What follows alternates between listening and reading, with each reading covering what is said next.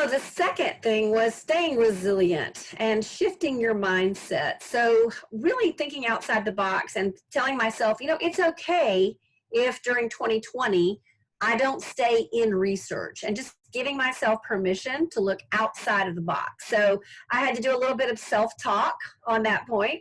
And I had to really connect with some people and talk to them about what they saw as my gifts and talents. So I turned to my tribe, and they're very positive about, the things that I've done in the past outside of just research. So that allowed me to really be able to think about how can I just sort of shift my mindset and look again kind of at other opportunities that might be presenting themselves now.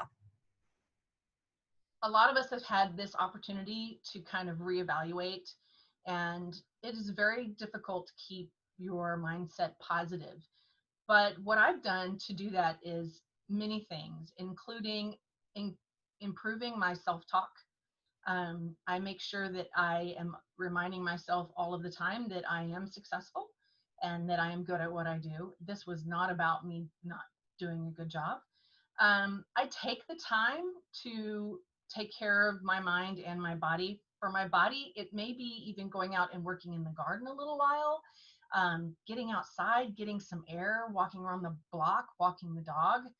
I always layer that though with what I'm listening to. If it's a really bad day and my self-talk is really negative, I may jam out to some great music that really inspires me, but I try to listen to podcasts, audiobooks, anything I can to keep my brain and my mind active with the lingo and the language of what we do, because it's so easy when we're isolated like we are to just get disconnected and to stop thinking in the terms that we need to think to be successful.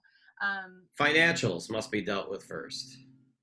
A plan to survive financially with your family or for yourself for the next 9 to 12 months is a must. You got to get that stuff in order. And what people don't tell you is that plan must be revisited time and time again.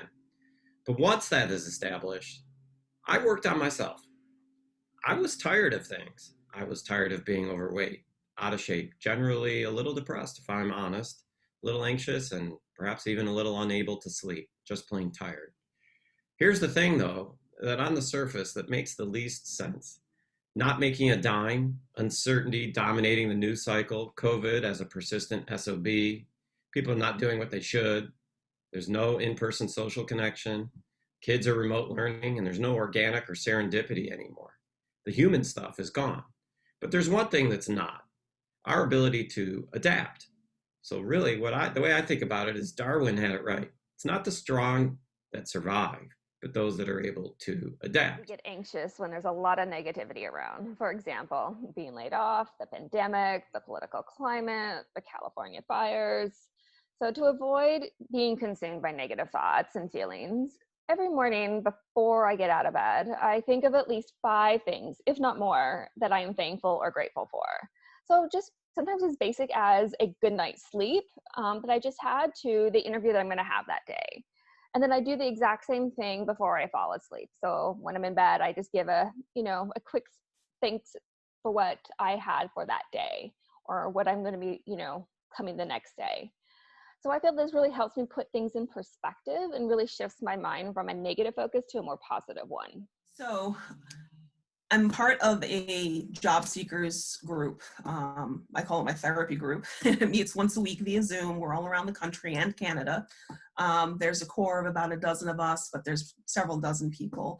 And it was started by a small group that just posted on LinkedIn, and I accidentally found them a couple of months ago. And it's great to get together, bounce ideas off, for networking too. Hey, I have an interview at X company. Anybody have any contacts there?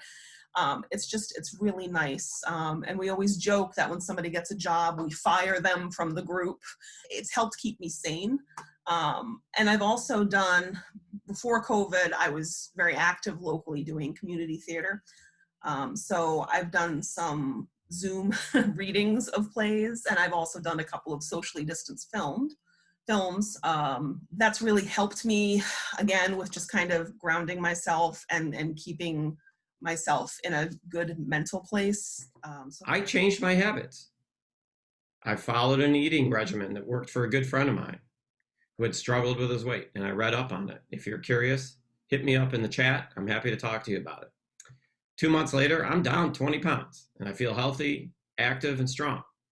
I adapted a daily 20-minute morning routine that involves exercise, cold showers, meditation, and so on. Again, ask me in the chat. I'm happy to share this stuff with you. And my lesson for all of you here is to make sure that you surround yourself with people who are willing to be honest with you and who care about you. If you want to know my tip for staying sane, we also have had this sort of spontaneous happy hour with our neighbors on Friday night.